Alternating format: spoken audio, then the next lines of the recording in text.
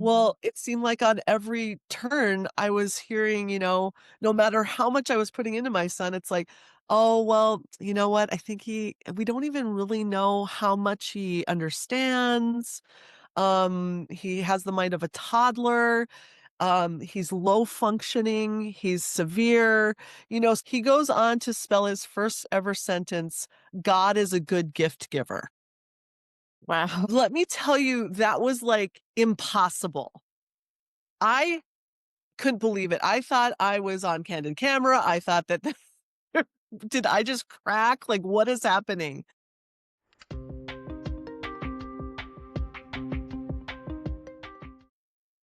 Hi, and welcome back to the Navigating the Wilderness podcast. I am Nicole, if you're new here. I know how difficult it can be in a wilderness season and how isolating it can feel. And I wanted this podcast to be a place where we can share stories of hope and where we can share insights on how we've walked through difficult seasons and how we recognize God's voice in that season. Because even though sometimes God's voice can seem far away or difficult to discern, it's actually where we grow to hear his voice more clearly when we're going through a wilderness journey. So I want this to be a place where you're encouraged, and I hope that you'll be encouraged by this interview today that I have for you. For those of you that have been listening for a while, I want to ask you a favor. If you're on YouTube and you're watching from YouTube, if you would like and subscribe to this channel, that would hugely support the channel and help more people find the content easier. And if you're listening on iTunes, Spotify, or one of the audio channels, if you're able to leave me a review, that would be an amazing help as well, because other people will be able to find the content more easily that need to hear it. So I so appreciate your support. Today, I have a really special interview for you. I'm excited to share with you an interview that I did with Tahni Cullen. And Tani is the author of this book, Josiah's Fire. She's the mother of Josiah Collin, who is an autistic boy. He's actually 20 years of age now, but he started developing signs of autism when he was around the age of 2, which was very disheartening, as you can imagine, for parents to deal with. He was no longer able to speak. However, God gave him his voice back through a very unusual way that he's able to communicate, and not only communicate, but communicate insights that only God could give him. And so it's such an exciting story. It's really a beautiful story of redemption. And I know that it's going to bring lots of hope, not just to those of you that might have autistic family members, but to anyone walking through a wilderness season. I really believe you will glean beautiful things from this interview. So without further ado, I'd love to introduce you to Tahni Cullen, and here's my interview with her. Tahni, welcome to the podcast. I'm so Thank glad you to have for you here. having me. Thank you. I'm glad to be here with Yeah. y'all. Yeah, I was really looking forward to this interview. I was sharing with you before we started that I just love your book. I read your book, and we'll get into that later in the interview. But I really believe it's going to speak to a lot of people if they haven't read it already. But would you share a bit about your background and just how you came to know the Lord for listeners?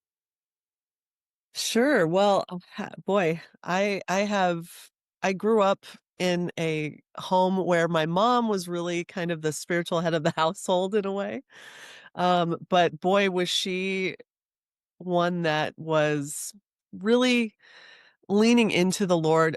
Looking back, we didn't have the words for it back then, but I would say that she was an intercessor.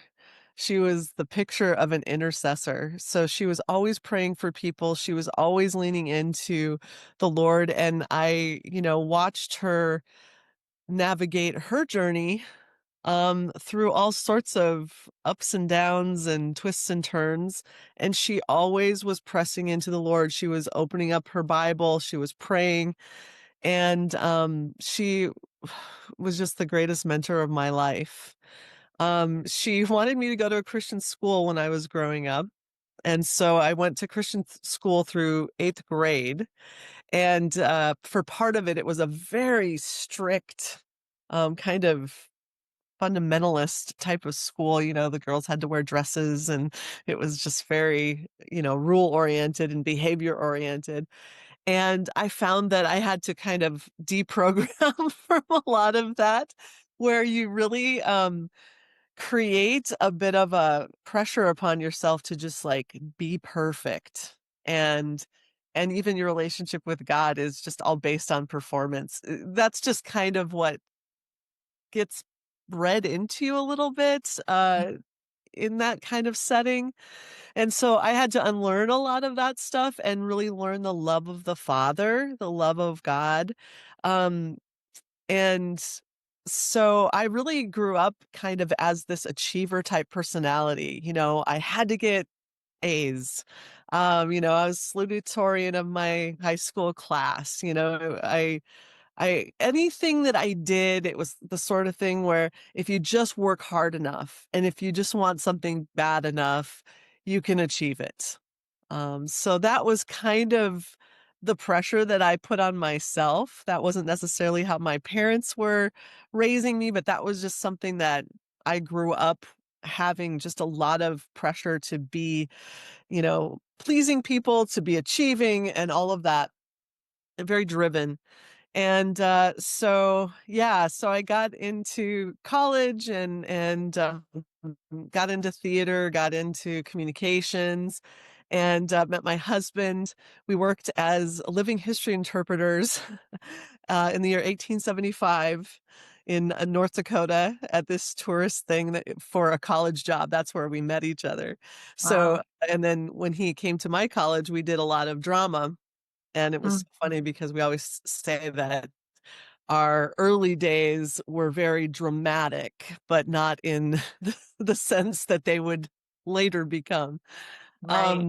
But yeah, we moved out to the Twin Cities from North Dakota, and we just wanted to get involved into just more culture, more fun, more concerts, all of that. And we got into our careers. I started working eventually at a church, a large church in this area, and eventually became the communications director. Was just very involved in this very fast paced, excellent, church, relevant church, um, and so we had done all the things that we were really feeling like we should do to set up our family and our lives to be the best it could possibly be.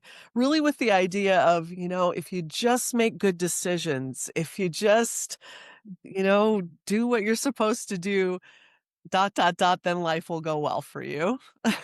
Can And relate to that. Yeah. that was Mhm. kind of my thing.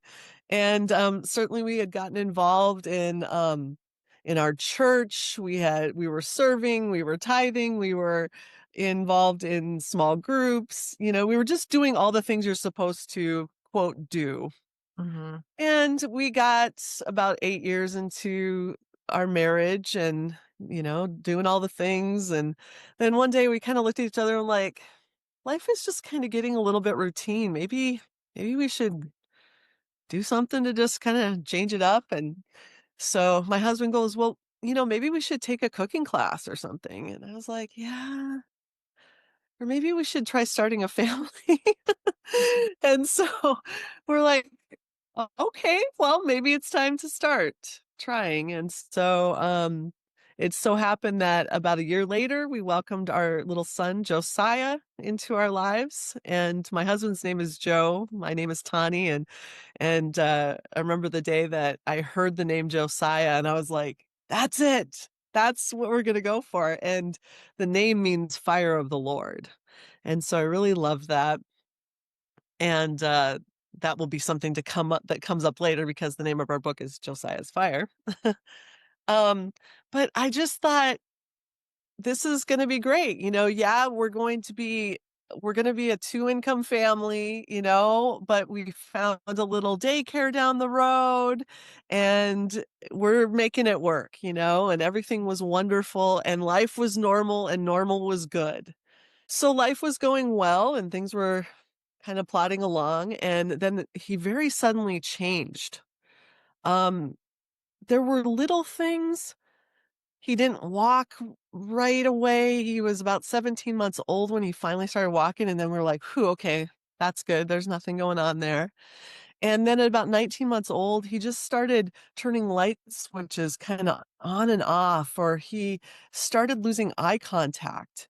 And actually over a period of about 3 weeks, he stopped responding to his name, he started picking up cars, and where he would play with the cars normally, he started picking them up and just spinning the wheels, spinning the wheels, spinning the wheels. He seemed so distant, like he was just snatched, and it was terrifying. So we went through all the things that we could, the testing, and after about 4 months, we find ourselves sitting around a boardroom table in a clinic after we'd had 2 days of solid testing. And I just remember very distinctly, um, they delivered the news that I already knew in my heart. That's what it was. They said, um, I'm very sorry, but it does appear that your son has autism spectrum disorder. They handed us a folder, and it was labeled autism spectrum disorder. I opened it up and I remember looking at the sheet, and what jumped out at me was no known cause, no known cure, lifelong. And when you have this little 2-year-old child and you get that, it feels like this death sentence has been pronounced almost, Mhm. except he's not dead. But Right. almost like you can feel like all of your hopes and dreams and expectations and all the things that you imagined for him, it felt like they were all dead. And I'm looking at the folder, and it literally has like pamphlets about tracking devices, for if they start eloping, or, all of these things that you're just like not at all prepared to even start thinking about. And, Overwhelming, it sounds like. pardon? Overwhelming, it sounds like. Very overwhelming. And I remember thinking, as a mother, as a Christ follower, where is hope when there is no hope? Other things in life that had happened. I've had some very hard things. My dad died at age 55 very suddenly. I had had some really hard things to deal with up to that point, but there was closure to it, and you kind of had to find a way to move on. This was something that was going to change life forever, and life would never be the same. So, as a Christ follower, I was like, how am I supposed to deal with this, Lord?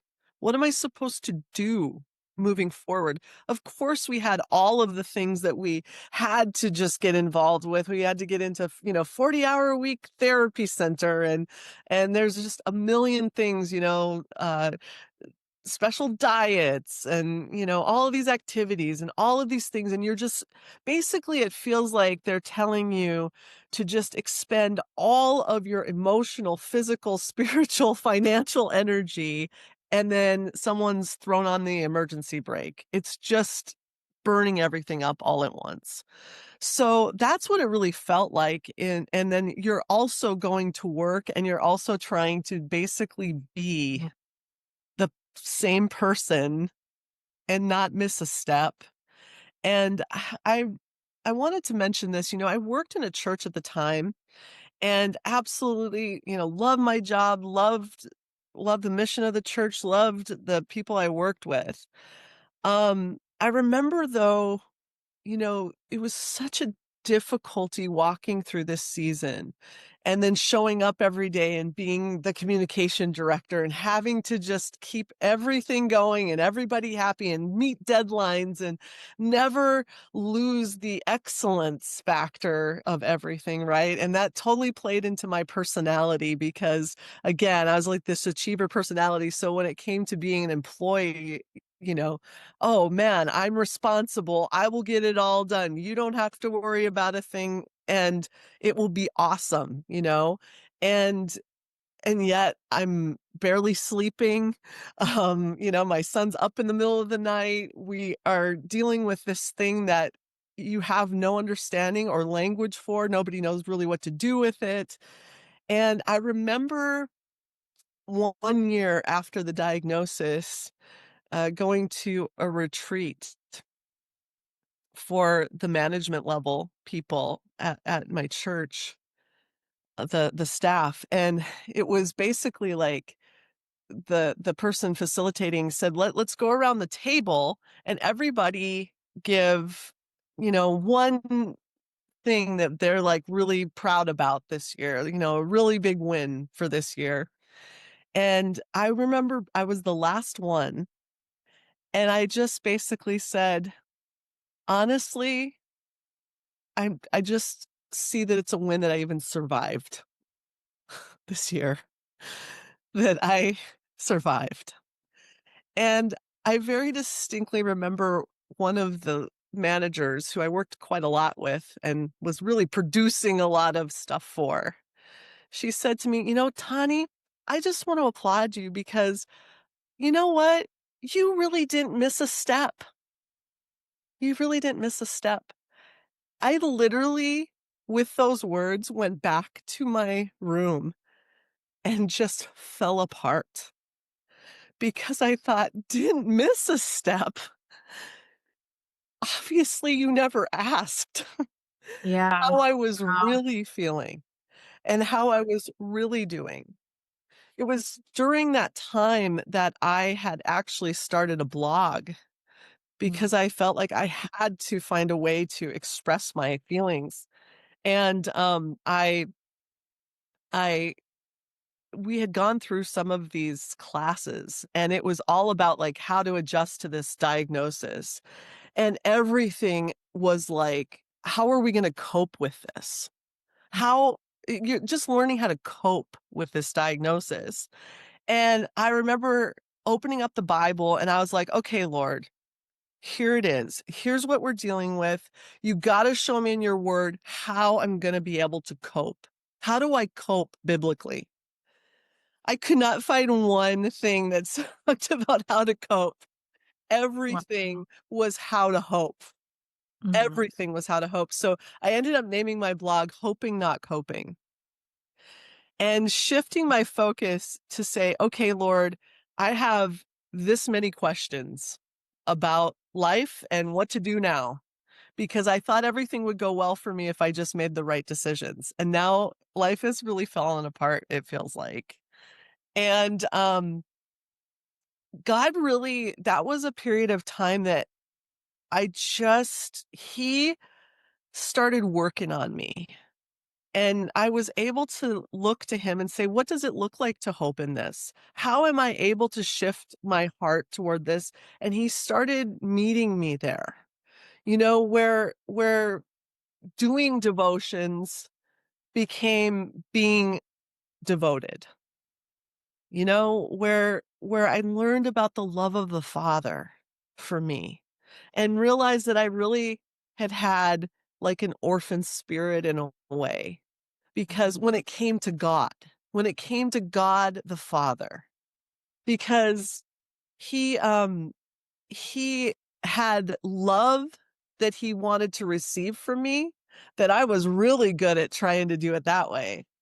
But when it came to receiving love from him, that was hard for me to do, to depend on that to come my way. So I wanted to ask you before we move on, when you were talking about being in the church and you worked for the church, because I've never worked in an environment like that, but I've been obviously in church. I've been in church pretty much my whole life. I know that sometimes there's this idea that we have to put on a happy face and we want to be joyful. And so like there's this pressure as Christians sometimes to wear a mask, which really like not let that down. Did you feel that when you were working in your work environment as well? I did, whether it was something that I just perceived or if it was reality, I'm not sure, but I felt like I couldn't show weakness. Mhm. I felt like I couldn't ever miss because if I did, there would be a lot of repercussions, you know? Not necessarily like, oh, I would get fired, but Mm. I would be less valuable, you know? Yeah. And it was important to me to be, like, valuable. Yeah. And that and actually there's a poem, and I remembered a poem from high school, and it's called "We Wear the Mask." And actually, at that time, I did a blog post called "We Wear the Mask" based on that poem because it says we wear the mask that grins and lies, and it covers our face and shelters our eyes. And that's how I felt. I felt like I came and I brought it and I was smiley and I was happy, but inside my whole heart was with my son. My Mhm. whole heart was with my little 2-year-old son who's basically working a full-time job learning how to play for 40 hours a week at some therapy center, Mhm. while I'm having to do this. And there were just so many things that were stressful, of course, on our marriage at that time and all of those things. And when it comes to uh, throwing yourself into something you can control and doing something that, like, well, I'm good at this and I'll control this and I will almost hyper control this because the rest of life feels out of control. I felt myself starting to do that too. Yeah. And that kind of, I mean, it ties in with the orphan spirit you were talking about too, Yeah. is that performance, right? And I think a lot of Christians, even in leadership positions, struggle with an orphan spirit. So, Well, and then later on, I ended up transitioning to more of a ministry position, where I was a ministry director and worked under a pastor and was more in front with people, right? mhm, Instead of behind the scenes. And it was amazing because what I learned through my own experience was a whole lot of empathy and a mm, whole lot of being able to listen to them, pray for them, be there for them. And so I saw God taking what felt like sometimes silence as I was going through those things. I think that there are really these dark nights of the soul that come, and it can feel like there are, like, your normal support system, your friends, your family, it's kind of like they might be there for you at first, and then it feels like they're kind of like, okay, move on. I don't really know what to do with this or how I'm supposed to be with you.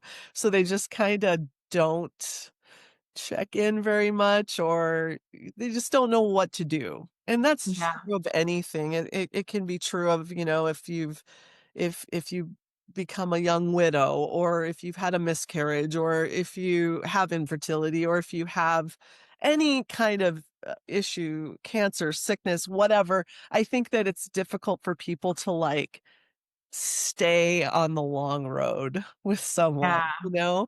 So I was learning once I got into that position, like, how to be with people, knowing that to be validated, to be listened to be prayed for, and to be supported, just realizing that there's more going on than what we show out here. And I think a lot of us are out here walking wounded, but we can just put on a nice face and we can put the highlight reel on Facebook and go along. But that taught me, because I had to feel those things myself, I think I was able to be a better minister to others, yeah, both in an actual professional capacity, but then certainly later in life where it would just be just casual. mhm, How can I minister to people just as me?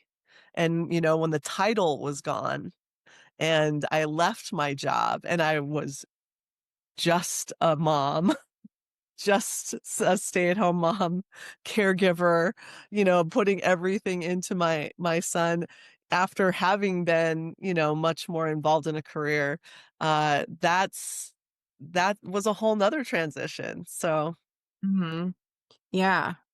And I would imagine with your son being autistic that was probably isolating as well because you have a son with special challenges, and I would imagine it would maybe be harder to connect with other parents with kids that didn't have autism. Was that the case oh, for for you? sure, Yeah. we had been in this development, this neighborhood, and it was so great because, oh, well, there's a little kid across the street that's about the same age as our son. There's someone down the road that's about the same age, and thinking, oh, they're going to be able to grow up together and it will be so fun and all of these things. And just, it was very hard to connect or even go do things with people. Mhm. Life just became very hard and very inward in a lot of ways, and then also because of the nature of care that is needed, um, my husband and I found that we would usually have to just do things separately, Mm. you know? So Yeah. that definitely made a big difference. What are some of the things that you did to navigate that time where you felt maybe like God was distant or wasn't hearing your prayers? Like what how did you get through that? Well, I thank God for my mother because she was always a listening ear to me. She's since passed. Um, Mhm. she absolutely, I think, kept me out of depression. She would just be like, Josiah is your baby, but you're my baby.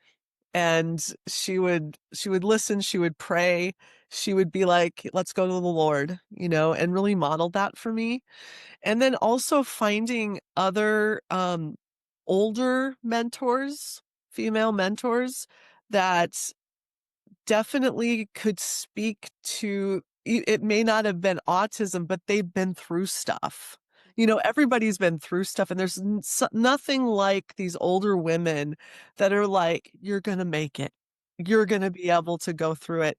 In fact, I found a mentor that was so she was so humble, but it was such an interestingly beautiful connection because she had a husband who he had been a pastor and he got early onset Alzheimer's. So when he was like in his early 60s, he got Alzheimer's.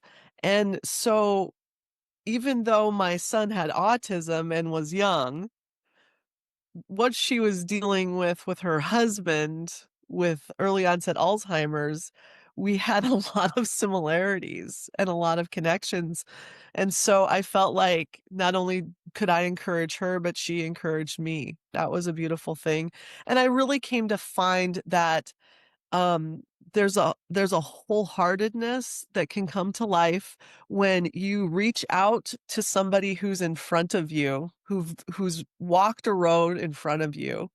You walk beside somebody who's going through it at the same time and the same, path of life at that time.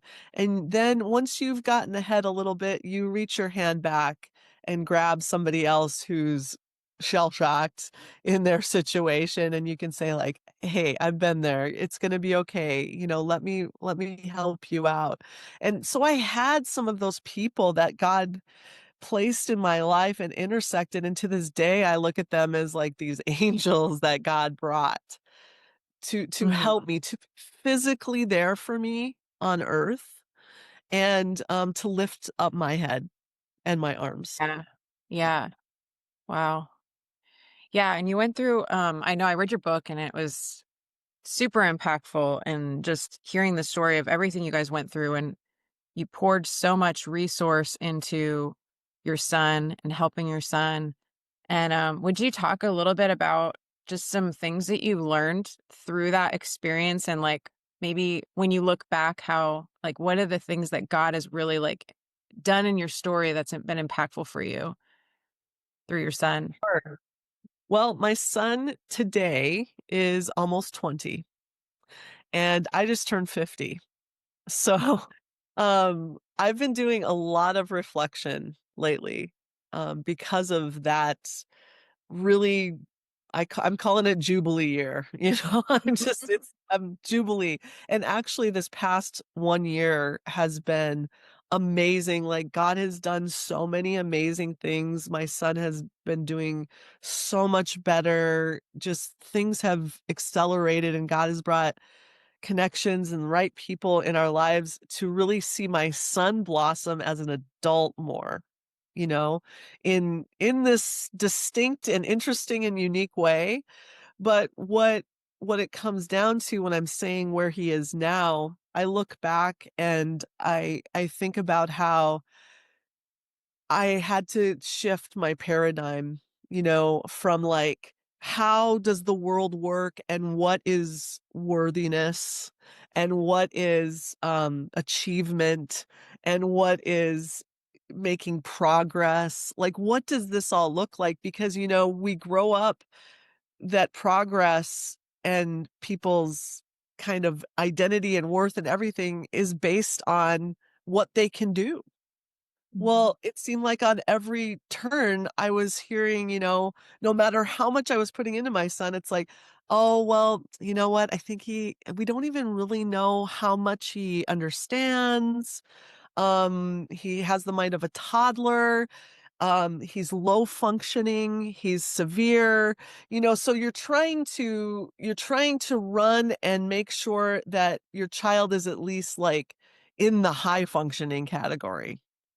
They've since changed these terms, but these are the sort of terms that you're dealing with. And then it's like, your son is low functioning and severe. They make it And sound like oh, almost like he's a vegetable or something, like, yeah, almost like he has no real purpose, he's just there, he has no idea what you're talking to him about yes. or yeah. Exactly, and that's very difficult because not only are you like you're doing all the things that you're told to do when it comes to interacting with them, and like you practically have to be a therapist like all the time, and you're trying to do everything you can. And in the meantime, you're not getting that input back. We are so used to getting input. I mean, just us talking right now, you're nodding your head, you have smile. It's that especially when they're younger isn't always there, that connection. You can't see that. And for typical little kids, you're always like talking and just chatting up everything. And when you don't have that feedback, you find yourself that you kind of like stop talking, you know? Mm. And he was about 5 years old, and we were sitting with his therapist, and they said, we're so sorry. You guys have put so much effort into your son, more than anybody we even have ever seen. But I think that we're gonna have to stop trying to pursue speech. I think that he's gonna be one of the 40% of children with autism that are nonverbal, Mm. that they may never speak. And we're gonna have to change to picture communication. And so everything is like symbols, and progress looked like, I want cookie, or touch the red block. That's what we were to expect that we could get out of our child. And but the psychologist said something that really spoke to me that day. It was that fateful day that they said, you're not going to get speech. She said, um, you've done so much. He gets a lot of therapy here. You guys should just really go home and just see what lights him up and what brings him joy and brings him happiness, and like do things together and enjoy him. Enjoy him. And I was like, "Oh my gosh." Like, you just gave me permission to start enjoying him. Not that we weren't like loving him and doing all of those things. Obviously, we Yeah. loved him. We absolutely embraced him, everything. But there was something that switched inside of me that was like, enjoy him. So we started doing things that were enjoyable. Fast forward, and someone told me about a documentary called A Mother's Courage. And what I was seeing there was a young boy, I think he was 9 or 10 at the time, in the young boy, and he looked a lot like my son. And they had come to America from New Zealand or something. And it just so happened that they were working with somebody that was teaching this child how to communicate by pointing at letters.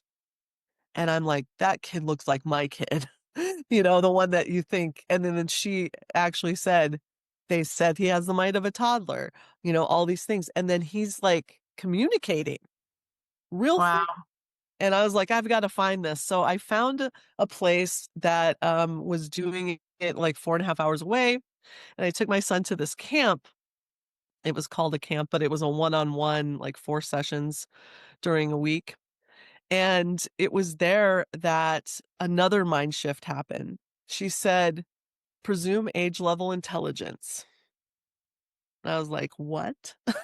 age Mm, level intelligence. Like we think we don't even know what he knows.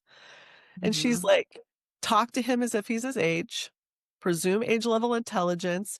And then she said, I can tell you by the way that he stims and does these different things, he is an auditory learner. You need to speak to him almost as if he's blind. She said, Wow. when you go to the the park, when you go here, there, whatever, she's like almost just over talk, like, almost stream of consciousness. Oh, look at the trees. The leaves have veins in them. Oh, do you know what photosynthesis is? It's when and you just keep going on and on. Okay, well, let's talk about the seasons. Let's talk and just start talking and basically kind of making the world your playground in your classroom, you know? And so, I started doing this method with him, and it it took a while, and I spent most of my time trying to pick him up, from underneath the table to get to set him up to do it. It was really hard, but I hooked in, and then one day, about a year later, we're sitting at the table, and we're doing a lesson, and you do these little lessons, that are kind of teach ask method, and you have, I had the children's Bible, and I read the little part about Jesus healing the blind man. So I read the part, and then I said, Josiah, Jesus healed the blind man. What did Jesus do? Did he HEAL heal the blind man? Or did he PLAY play with the blind man? Tap on heal, tap on play. You rip the paper in half. These are like the rudimentary early days. He tapped the one that said heal. I was like, yep, okay, now let's spell heal. His iPad had basically it was the alphabet just the alphabet in little buttons. And so he goes and he presses G and then he presses O. And I'm like, go? He's missing it. He goes on to spell his first ever sentence, God is a good gift giver. Wow. Let me tell you, that was like impossible. I couldn't believe it. I thought I was on candid camera. I thought that did I just crack? Like, what is happening? And then he goes on to I'm asking him like, Josiah, yes, God is a good gift giver, but like, how do you know that? He spells out God is everlasting Jehovah. And then he goes on to spell God is very capable. And I'm just like, what is happening right now? Mind And blowing. that was the moment where like life completely shifted, like for good and forever. Um, I really thought he was being healed. I was like, this is it. He's completely being healed. That didn't end up being what was happening, but he got communication. And this child ended up sharing things that I was trying to understand. How do you know this? Where are you getting this from? It was so wild and out there that I thought, like, nobody is gonna possibly be able to believe this. And, he started sharing these wisdom words like, "Faith is believing for kites to fly when there's no wind in sight." And faith is picture it done. He's 7 years old at this point, right? Yeah. And then he starts sharing these things that I'm like, "How where is he getting this?" It's like he's seeing things of heaven somehow. And I couldn't figure out how it's not like going to church. It's not like he's listening to high level stuff about heaven. We're not talking Right. about these things. And he just keeps coming out with all this stuff. So one day, uh, if I may share this part Yeah. of the book, one day I started pressing him and I was like, Josiah, will you fill in this blank for me? Um, my favorite place in heaven is, and he goes on to write his first ever poem, song. He writes, my favorite place in heaven is over peaceful waters. Peace is real. Tired souls naturally test peace. Roses are so stunning. Worship the king. Sing loud to the prized pardon who requires praise. Angels taste of his holiness. Ordained great attitude of praise. Help us worship the Lord together, please him. All you hail the King of majesty forever. Make a noise to the king on the throne. He's not even 8 years old at that point. And I was just like, It sounds like an adult writing is something. happening? Not only that, but I don't know how you can write Like, something like yeah. that unless you've perceived it, seen it, experienced it somehow.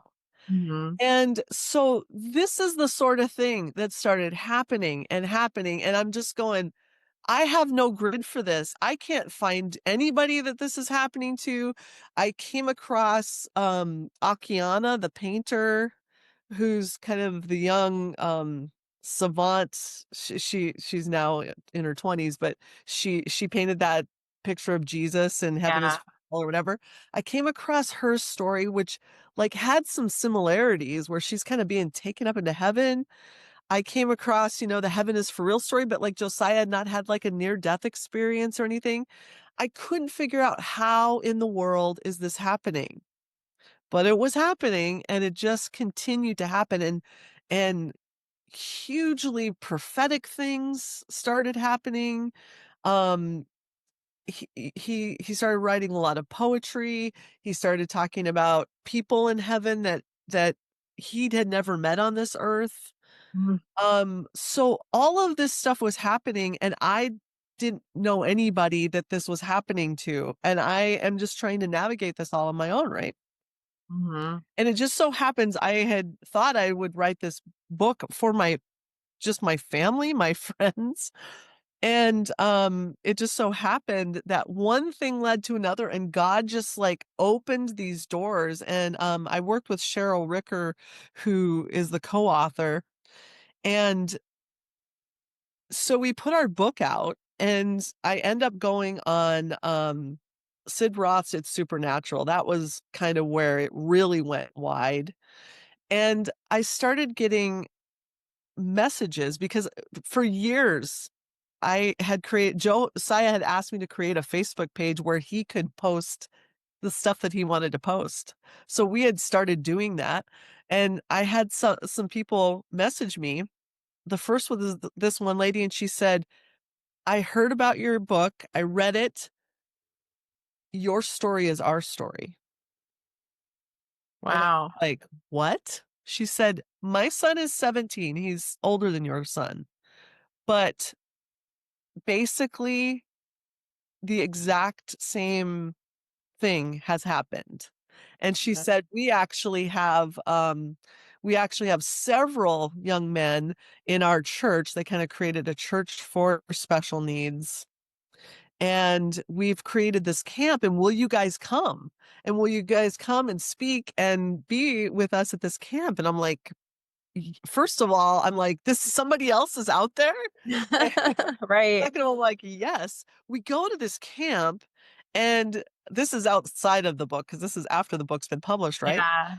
We go to this camp, and what I'm seeing there just blows my mind because there's all these kind of older teenagers and young adults that are very much this profile of my son, non-speaking, and they're communicating this way. And then my son actually gets to have like his first social experience where they're communicating with one another around the table. And their bodies are all over. They're making all sorts of noises. Everybody's making noises. From the outside perspective, people would not believe that these people are in there Right. because of the way that they look. And I'm sitting there and these older ones are sharing with my son encouragement, and they're telling him things that like to encourage him, and then they're talking about how it's hard to have autism, and they're talking about God, and there's chapel 2 times a day during this camp, and the way that they are being brought up there to be able to express themselves and spell out. There were people that were camp counselors that didn't even believe in God that were working there, that they're just like, "What is happening?" Like, Wow. Yeah. this is what I saw there. And then what ended up happening is I had more and more and more people reaching out to me that way saying, "Your story's our story, and our child also is very spiritually connected." And, I started creating, I would call them or I'd talk with them on the phone and, get their story. We started, like, comparing notes and stuff like that. And, I created a kind of private Facebook page where we could navigate this because all of us parents are like, "What are we doing? What is going on? God, what are you doing?" First of all. And secondly, how do we parent through this? And third, what are you asking of us? Like what are we supposed to do with this and where are you taking this? Well, of course all of us are learning a ton through all the horrendous bumps and celebrating together through the amazing things that happen. And, there are people that are going through seizures and ICU visits and every kind of injustice when it comes to the school system or anything. I mean, this is a hard life. Yeah. There really is a lot of there are so many barriers, especially if you are a non-speaking person in this world and the Yeah. education system and all of that. So us just navigating through this together and going, God's doing something here. And in fact, I had a supernatural kids ministry pastor reach out to me a number of years ago, and she had come across my book, and she was like, I was being there were people that were bringing me their children that were autistic and wanting me to pray for them, and she's like, I'm going, I think that they're like extremely sensitive to the spirit. They're they're Wow. like really open to the spirit. And she had come across our book and she's like, "Yes." And we were talking about the Joel 2 generation, Mm. that your old men and your young women, will see visions, dream dreams, prophesy, all of these things. Um Joel 2 and Acts 2. And it's like there's something happening here where the Lord is reaching them in places that we can't. Mhm. And as parents, we're having to learn about spiritual giftings that are more of the prophetic, the discerning of spirits, the gift of knowledge, Mhm. wisdom words, all of that sort of stuff. We're having to learn about these things to help our children. Yeah. And it has been a trip. Like it is wild because what happens is that they need to, like, all of us have to, but it's a whole different way and angle you have to approach it, but they need to understand their identity in Christ. They need to understand their worthiness. God is building that into them, but we parents also have to, because what happens is that they're navigating in this world where the what looks like normal Mhm. is very much put in front of you, and they know it and they discern it, right? Yeah. And they're not even being given the education that they are due, they're Yeah. not being given the opportunities that they're due. They're needing to be cared for, in every way, because there's really a whole body apraxia problem with this, which means that their brain is telling their body to do things, but there's almost like this disconnect or static to actually execute the movement in sync with what the brain is saying. So there's like this delay. And, Yeah. especially for this non-speaking population, now autism is a spectrum, obviously, and how they look on this spectrum is very different. But especially, I mean, I've been in plenty of rooms now with this non-speaking, even the ones that are able to open up through spelling out their thoughts. Um, they all look alike. I mean, they present a lot alike. And so Uh-huh. there's kind of this subgroup, and many of them are extremely creative. They are poets, they are songwriters, they are artists, they are they are writers. They want to express themselves, which looks completely different from what you think, right? Yeah. And so for my son, it's really kind of cool to be at this place where he's so far into it that he is able to be almost stepping into an advocacy role. I see him becoming a leader. I see him being able to express himself and realizing that it's reaching people, touching people. And as an adult, it's like, hey, how can I, as your parent, support you in what God's calling you to do?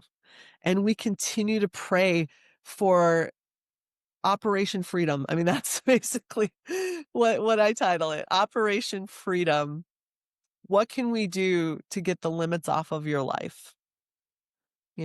And ask the Lord to bring healing in every way. And what that's done is not only bring more and more healing that we've seen God do by his grace and mercy and glory for my son, but it's healing our family. It's healing. There are so many things, even in just this past 1 year, after we've gone through so much. I mean, gosh, 5 years ago with COVID, my son was extremely sick. He had many rounds of strep throat where he got his brain was like inflamed. It was really bad. Mm. At the same time, my mother got diagnosed with stage 4 cancer. And so I was like, please come here, live with us. I'll take care of you. So I'm like running upstairs to take care of my son, running downstairs to take care of my mom. And then COVID hits. And it was just so crazy. I felt myself just like, What is I happening? Yeah. don't even know where I'm at anymore. Like, I don't even know my name and barely sleeping. And kind of like lowest of the low. And my mom passes away, and nobody can come and help. Nobody's there but me. And Mm. and my mom passes away, and we give her the best, most beautiful send off in our home. Um, but it's like another wilderness season, right? And another thing where you're having to press in and like, where am I? Who am I? What am I going to do? And to see that if we don't give up, and if we don't let go, and if we just keep remembering that God is a good gift giver, and every good and perfect gift comes from him, and we just keep turning to him, no matter what the circumstances, that he is going to continue to confirm himself, and he's going to continue to give us the next step. We want the destination where we can say, oh, good, got that healing, got that job, got that whatever. But it is the process where we're growing. It's the Yeah. process where he's making us become. And that's really where I'm at today. Is I'm looking back at like so many experiences that we've had, but what I'm seeing is God's going, yeah, it feels like, imagine how Joseph felt. Like, how many years are you going to be in the prison? And then Mhm. one day, in due time, if you don't give up, God will lift you up and out. And what you learned in the prison and how you acted in the prison and how you met with me in the prison will help you unlock other people's prisons. Yeah, exactly. I feel like that's what's happening now. I feel like my son, God has done so much where there is just a year ago we were not in a place where I was like, we can't hardly do anything. Like, what's going on and what are we going to do? And then it's just like things have just started turning, and so many things have happened, including one thing that is one of the most beautiful things is he started working with some different people, and there was a neurologic music therapist that came into our lives. And Mm. she also was trained in what's called spelling to communicate.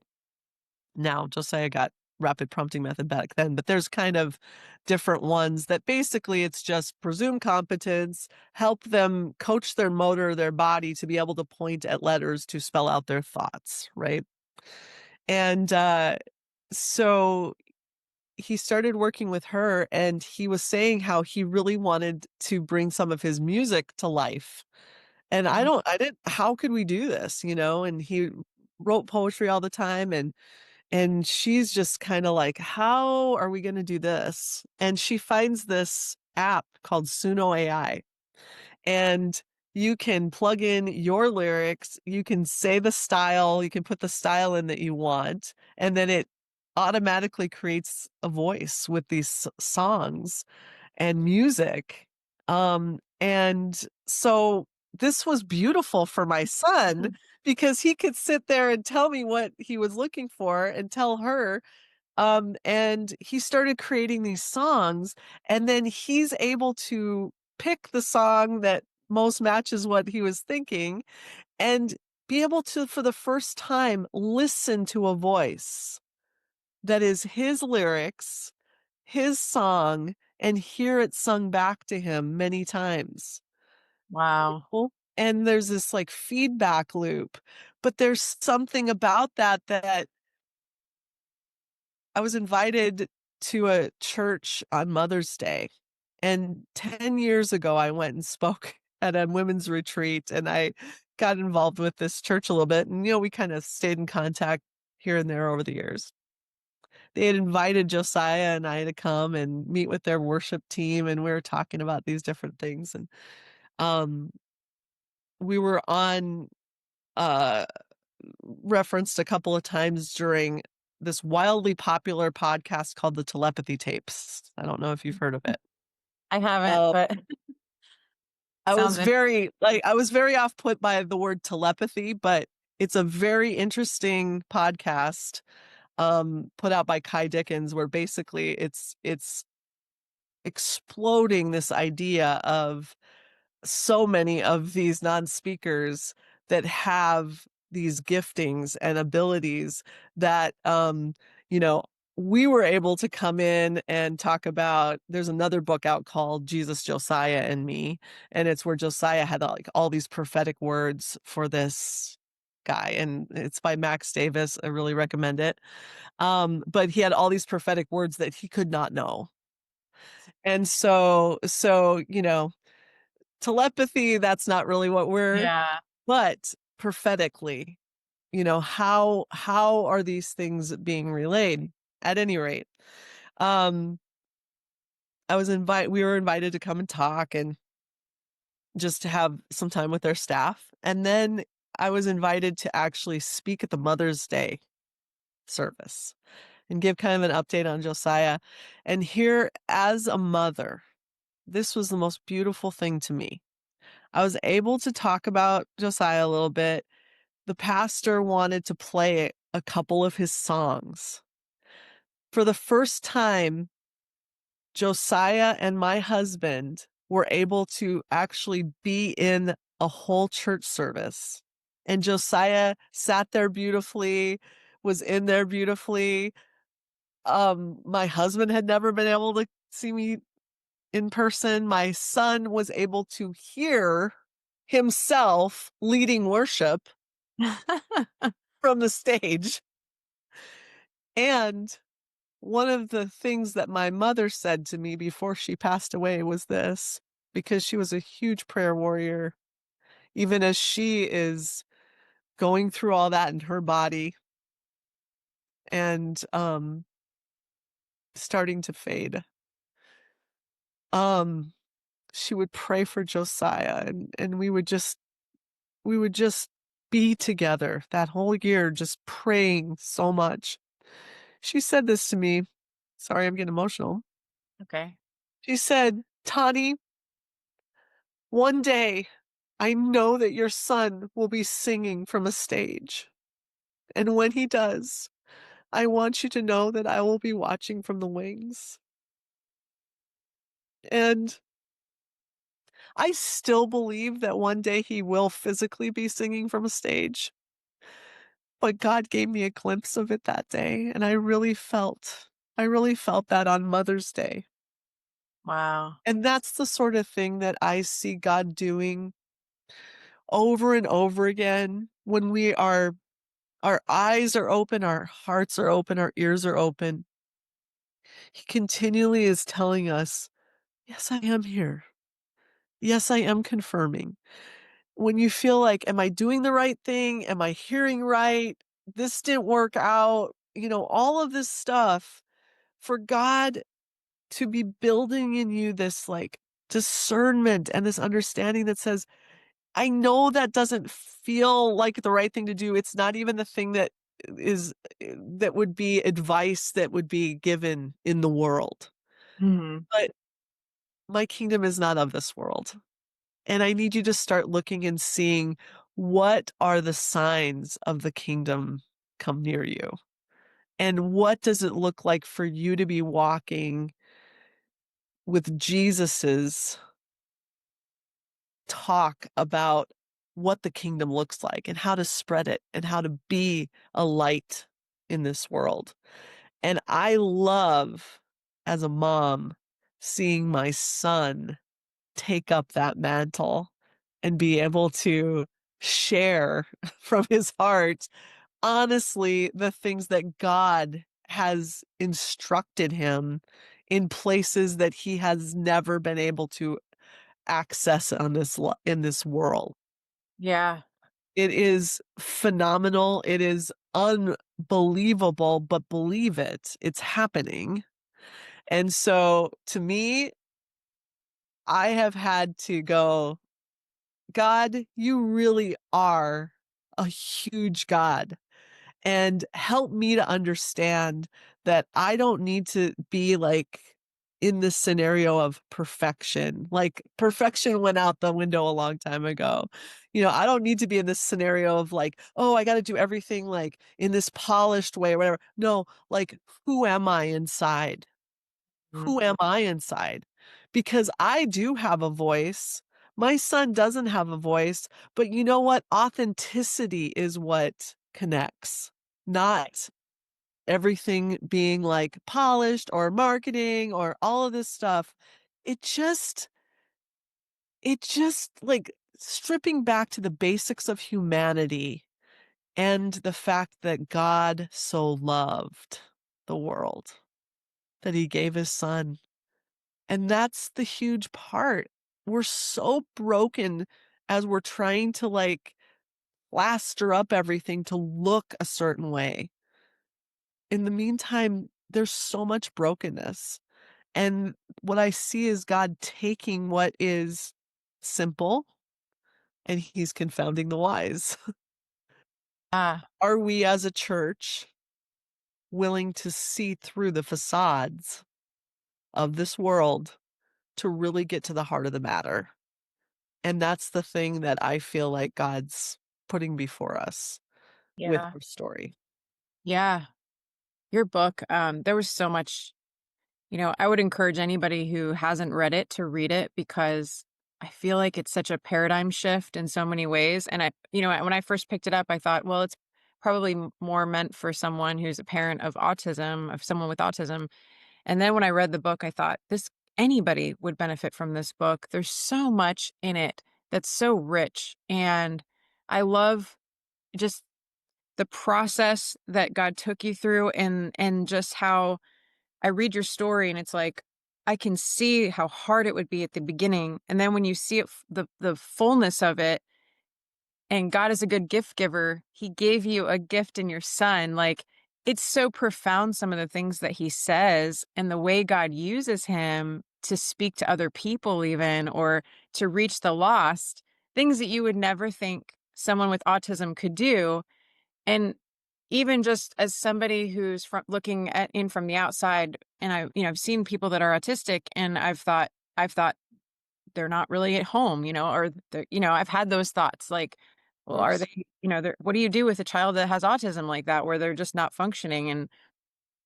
And then to read the story and to read the communication that Josiah is writing out of what's going on inside of him, it was so humbling because I'm thinking, wow, they have so much inside of them. They just can't get it out. It's just not able to, That they're not able to communicate it. And the frustration that they feel inside, that they're not able to say what they want to say, and that they're not really treated like they're as intelligent as they are. mhm. Uh, I laughed. There was a part where I think it was where you talked, I think he came back from, was it like a school or something? And they had just kind of told him to be quiet and, sit still. And he's like told to Oh, sit yeah. quiet the whole time. And then he makes some kind of comment to you when he's typing it out, like about how, I forget how he worded it, He but wanted to test me or something, or it test was my work. really humorous. Like, it Yeah, was super humorous. And where you said yeah, you started laughing, you were trying not to laugh, but you started laughing when you left because he was like frustrated with the fact that they were talking to him like he was a little child. right. And he's so intelligent. Like, he's probably more intelligent than the average child when you read some of the things he writes. Oh, yeah, And yeah. then I thought about, just the beautiful gift in the way that, some of the things that he shares with you.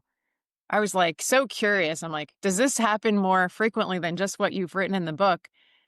There's so much he's shared with you that you would never know otherwise about heaven, or about Oh, yeah. things that are going on with the people that have passed on from us, and Yes, angels, and all these different things that, a lot yes. of us are curious about. I've watched near death experiences, stories, and I've been so curious about some of these things. And I have friends who see in the spirit realm. And so I've always, like, those are so interesting to me. And I've had dreams. And so I've had those kind of spiritual experiences in dreams and things. But to hear some of the things that your son has shared are just so incredibly profound and beautiful, and insights into the heart of the Father, who the Son and the Holy Spirit Yes, are. Like, there's just so much richness in this book.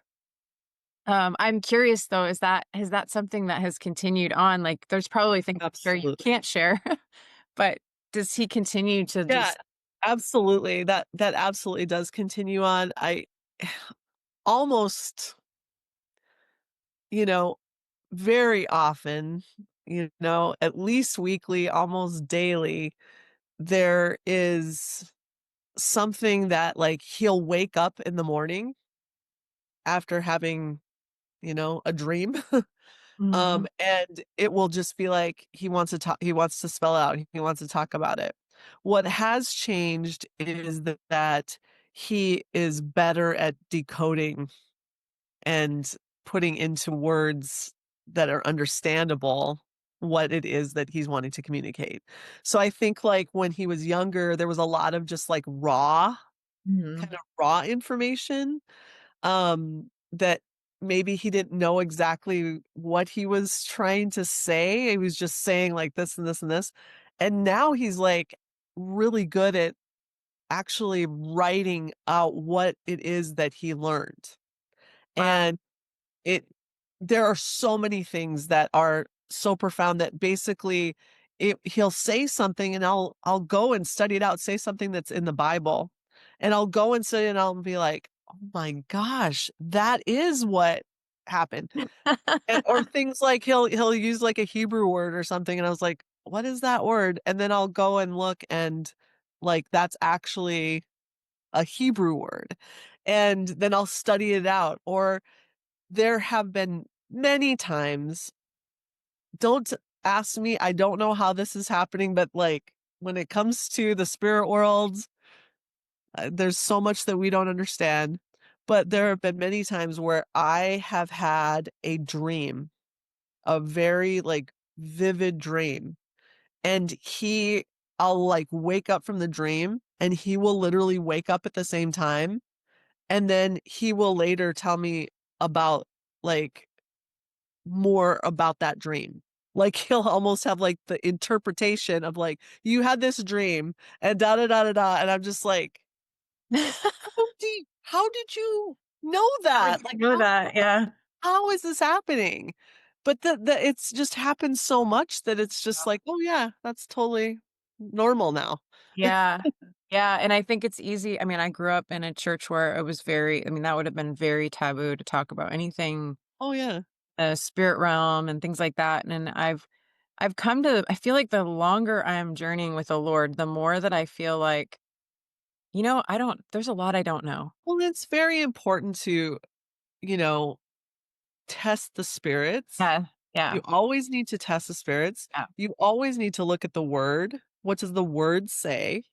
Mhm. You have to have all of these Checks guardrails. and You balances. should Yeah. never Yeah. just take anybody's I don't care if it's a near-death experience, I don't Yeah. care any of that stuff, prophecy, any of that, you just don't just take it. Mhm. You ask the Lord, you discern, you study, you look, you test it out, you know? Yeah. And, those are all, like, really important things. Yet at the same time, you start realizing when someone is moving in these giftings that, like, wow, okay, when I read the Bible and see how they actually moved in these giftings, I'm completely way, way, way putting, um, parameters around it. It Mhm. didn't look like, our membership class and our gifts class where it's like, "Okay, you have the gift of whatever, well, we'll put you in the hospitality room," Mhm. and it's like, what actually could happen if these giftings actually work together like the body is supposed Yeah. to, moved by the breath and wind and power of the Holy Spirit? Yes. The spirit world is real, Yeah. and we have the Holy Spirit in us. Right, yeah. And we're supposed to be doing stuff the way that Jesus showed us. And so I think that a lot of that is kind of challenging our own perceptions of what that even looks like. And even Yeah. the fact that it doesn't have to be in a church building either, you Mhm. know? Like how can you live where it's like, God, I invite you into my day today, and whoever you bring across my path, I'm going to be aware. I'm going to, what do I need to do with that person? I'm going to be aware of the signs that you send me. David said, send me signs of your favor, show me signs of your favor. And once you start doing that, once you start leaning into that, he does it. He just does it. That's Yeah. how the spirit world works, you know? Yeah, and the fruit of it, I mean, you can see the fruit of it evident in Josiah's life because Yeah. even just some of the things you write about in the book, like it's almost like you have an invitation to test some of these things out and to go out and reach the lost through your son Yeah. giving you a word of knowledge about someone that he Oh, doesn't know, yes. or something like that. 100%. But it's like I wonder how much of it is our brain getting in the way of Oh, yeah. the spirit, of the spirit and the fact that I don't know. I mean, obviously I And don't our know. ego and our reputation and our fear, yeah. Yeah. Yeah. And maybe like with autism, there's something that they're able to bypass all of that because they don't have all of that going. I don't know. I don't know how it works Well, exactly. and there's kind of this misconception with autism that they don't have empathy or they don't understand other people.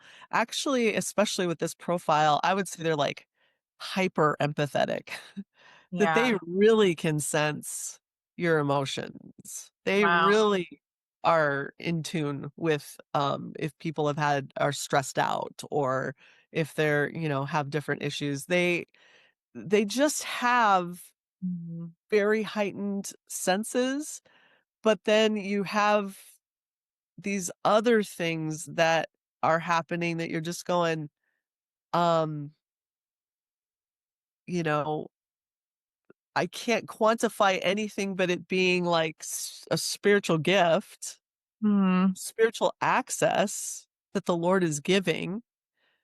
And then there are the pieces where you're going, okay, well, how is that happening? Is that like a different brain thing? Is that a Mhm. savant skill? Is that, so you're just always kind of scanning and navigating and trying to figure out what is actually going on here. Mhm. But you get enough people that are telling you, man, the same thing is happening. And at the same time, you also have to go, oh my goodness, is this delusion? Is this, Mhm. those things went through my mind Yeah. in the early days where it's like, is he having like hallucinations? Is this schizophrenia? All of those Yeah. things start coming out where you're just like, what if it's this? What if it's that? Well, I just praise God that like I was able to keep pressing in and also seeing like um people that have this level of gifting, whether it be like in prophetic ways and things like that, that are typical people. They don't have any disabilities or whatever. Okay, like what do I need to know from them? Yeah. And to like, yeah, what's the fruit? Mhm. Because if a person is living a productive life that continues to build and grow and have, goodness come into it, well, that's not delusion taking you there. That Mhm. usually ends a big old crash and burn. So, Yeah. it's just all those things that as a parent you have to navigate. But I can say this at the end of the day with total confidence. I don't care what your situation is, whether you have a completely typical child or if you have whatever your situation is when you're interacting with people. Maybe you have a child who is very, very in a state where they are not even able to move. They have to have everything done for them. You know, you think that they're barely even there. They're just Yeah. breathing. What I have learned is it doesn't matter if you absolutely understand that their spirit is intact and that is their personhood. That's who it is for that's what it is for every single person created in the image of God. They have a spirit. And everything is not the intellect in the Mhm. brain. So how can we speak into and build into a person's spirit? Mhm. Because that's where a person's heart, as a person thinks in his heart, so is he. So Yeah. those are some of the things that help me when I'm even interacting with somebody else, anybody else, is like, who are they as a person beyond these senses, beyond what it looks like? And then Yeah. how can I actually just talk to them with love and respect and not talk baby talk and not ignore them or be weird around them. Mhm. Best thing is to just talk to someone like their age Mhm. and to also convey lots of love, respect, honor to every single person, regardless of what they can do. Yeah. And and then also every person needs to be fed with the word of God, with the ways of God, and also with just beautiful, wonderful input and education. You know? Yeah. Everywhere around them, give them opportunity to learn. Everybody can learn, everybody can grow. It doesn't matter what you're seeing and what education even looks like needs to shift for people. We're always learning and we're going to be lifelong learners. That's what I've spoken into my son. And so actually creates an excitement rather than I'm failing. I'm failing at this, I'm failing at that, I'm not reaching those standards even as a parent. No, Mhm. it's like, God, we may not be able to do this now or yet, but kind of like the scripture said, that to have this heart of expectancy, like, what's next, daddy? Yeah. So that's how we can live. There's Yeah. freedom in that, and there's healing in that. Yeah, that's really beautiful. Would you mind praying for those that are going through a season, a difficult season, whether it's with autism, a child with autism, or if it's something else, for them to be Absolutely. encouraged in their time? Yeah. God, thank you for this group of people that are listening. Thank you so much for Nicole. Lord, I just ask you for the sound waves that end up going out to reach people all over in ways that you know exactly where their hearts are. You know exactly what they need to hear, what they need to take away from this conversation, something that might have been said that speaks distinctly to them. Because at the end of the day, we're all human, and how beautiful that Jesus knew us, knew all the things that we've gone through, and yet he took it upon himself to lay his life down so that we may be known, validated, saved, restored, and redeemed. And so, God, I pray that wherever anybody is feeling brokenness today, that there would be peace that would come into their lives. Peace, that shalom, which means that which breaks the authority of chaos. Wherever it feels like it's chaotic, wherever it feels stuck, wherever it feels confusing, I ask for your order, for your resources, for your giftings, for your glory to come and shatter those strongholds. In Jesus' name, bring healing and wholeness to your people and to those, Lord, that are yet to be found and reached, who need somebody to speak into their lives that God is a good gift giver. You know where they are. Send us out, help us know and intersect with them and lift their heads today. In Jesus' name, amen. Yeah.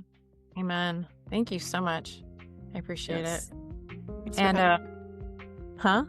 Thanks for What? having me on. Oh, yeah. It was a pleasure to have you on. I was really excited to speak with you and to share your story.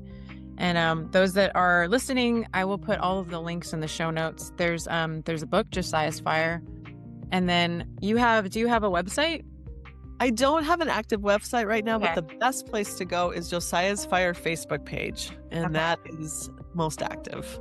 Okay. Yeah, and that's where he shares a lot of his own words. Correct. Yep, exactly. He really shares his own poetry and music and thoughts, and so that's kind of his playground. Beautiful.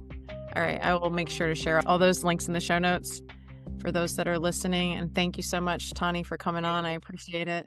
God bless. Thanks.